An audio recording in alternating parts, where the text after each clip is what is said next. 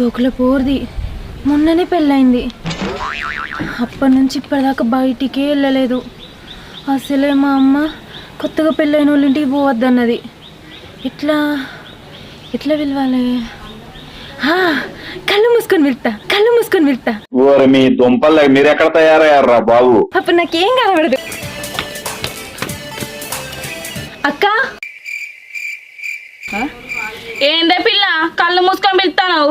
కొంపదీసి గింత పొద్దున్నే నిలబడుకుని చూసినావా? చిచ్చి కాదక్క, మరి మా అమ్మ ఏమో కొత్తగా పెళ్ళైన వాళ్ళ ఇంటికి పోవద్దు, ఊకే తలుపులు వేసుకొని ఉంటారు అని అన్నది.